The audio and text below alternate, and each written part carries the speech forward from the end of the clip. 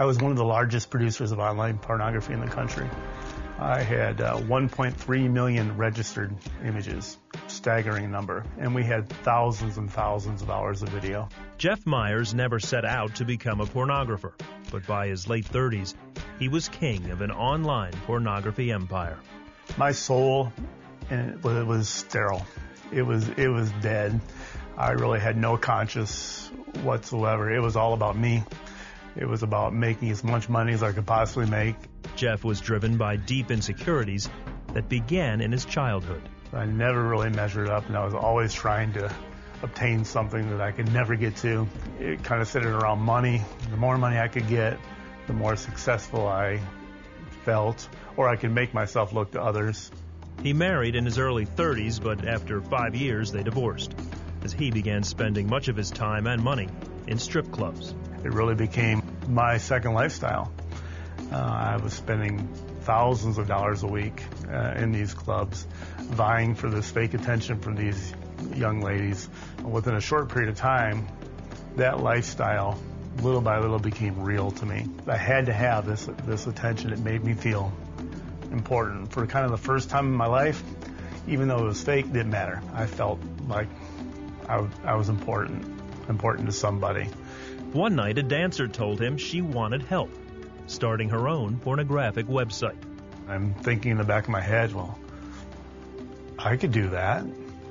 And so I did. First week we did $6,000 in sales. Within a year, I had 19 websites. We were doing sales of $30,000 to $40,000 a month. Between the money and the attention of these girls I was getting, I was instantly hooked. In 2 years, I sold my whole program for $2.5 million. For 3 more years, Jeff produced pornographic material. He began taking the drug ecstasy to get him through the days and nights. So it's about 150 hours a week of drug-induced fake happiness that is as far from real as you can get. And I knew I was destroying lives at this point. By this time, it kind of caught up to me mentally that what I was doing was just disastrous, not only for the models that worked for me, but for people in general. I knew something was going to have to give, but I stuck to it, and this drug kept me happy. As much as I had people around me, I was so completely alone, and I had many nights just by myself, like just alone. One of his models asked Jeff to remove her photos from the internet, but he had already sold them. She also asked for ecstasy for some friends and herself. Finally, Jeff said yes. I grabbed her 3 pills of ecstasy, 1 for each of her friends, not knowing that she had had about a month-long conversation with the local police department about me and about getting her pictures off the internet. Within a few hours, several drug enforcement officers raided his home and arrested Jeff. Charged me with manufacturing, distributing methamphetamine, ecstasy, and took everything I owned, cleared me out, and left me kind of sitting in this big house, looking around, wondering what in the world had just happened to me. I was severely depressed. Everyone had abandoned me. I went upstairs, I grabbed a bottle of vodka and 20 750 ES Vicodins. I took all of them, took all 20, and drank the 5th of vodka, and I should have died. For whatever miraculous reason, I woke up the next morning, and I shouldn't have. And I think at that point, I realized that, hey, I need help, and I can't do this on my own. I just so desperately wanted someone to reach out to me, and I was alone, and I needed somebody, something. He drove to a Christian camp he attended as a young man.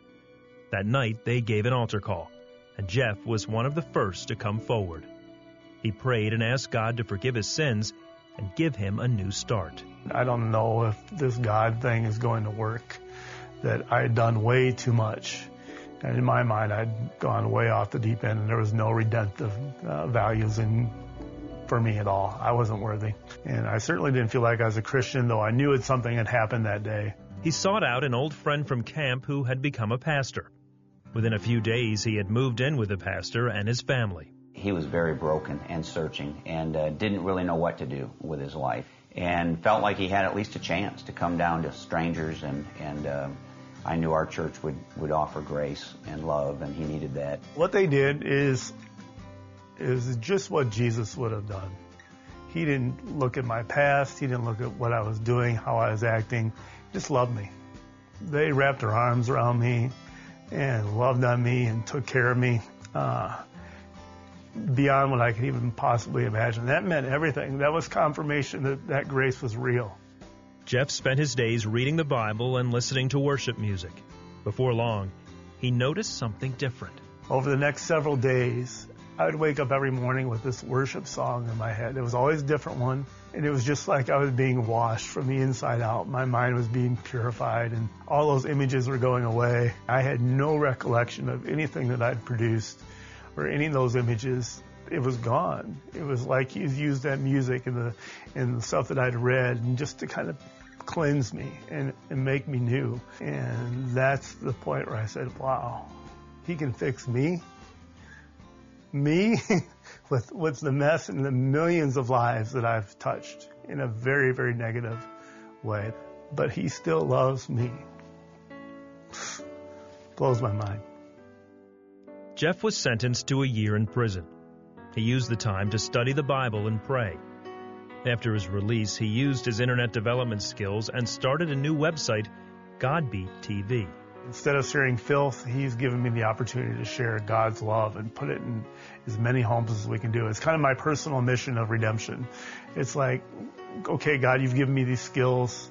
You know, let's use them for your glory instead of your destruction. Jeff says he has experienced the love, mercy, and grace of God. My life was a disaster. I was a drug-addicted, alcoholic, pornographer.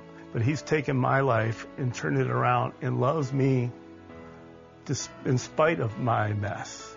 Every day is chipping up a little chip of the mess that I had made.